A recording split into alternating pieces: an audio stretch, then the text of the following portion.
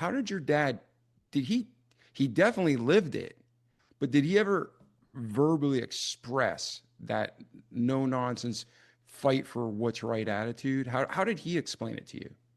Usually it was in a family fight, I would say. When I was younger, it would be, I'm a spoiled kid or whatever. And I worked hard, but I was lucky. My parents were really, really sweet to me. And no, my dad, the first half of his life, it was more they wanted me to be educated to see what the world was like, including Hungary. I went back with them to visit Hungary when it was still under communist rule. It was very depressing, very discouraging. But no, I could feel my dad's strength just by seeing how he was, just seeing how he got up and went to work every day, seeing how he loved delivering babies even in the middle of the night and would have done it till the day he died. And I guess like the way my dad's parents raised him, they wanted me to be educated and not have to go through the same kind of things that they did. Interestingly, they never taught me Hungarian. They kept Hungarian their secret language. Now they loved Mother Hungary, but they hated Nazi Hungary and they hated Communist Hungary. So it was probably one way of them leaving behind the past while still speaking Hungarian amongst themselves.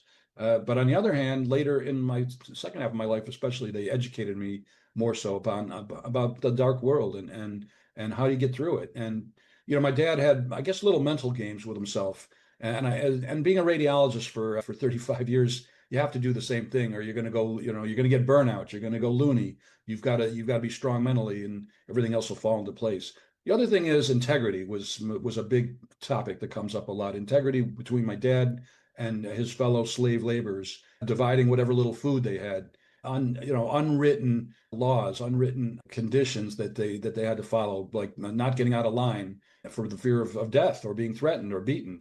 So they really there's a fine line between fear and hate and the need to escape, the need to leave that and not having a choice about it or feeling like you don't.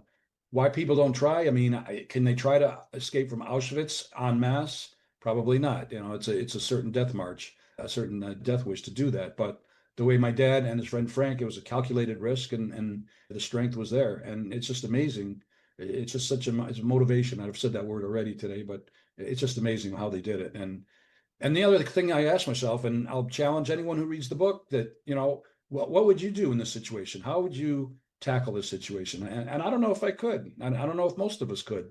Maybe our military, people in the military, first responders, that kind of thing. But very, very difficult mentally and physically. I'm not sure how I could handle it myself.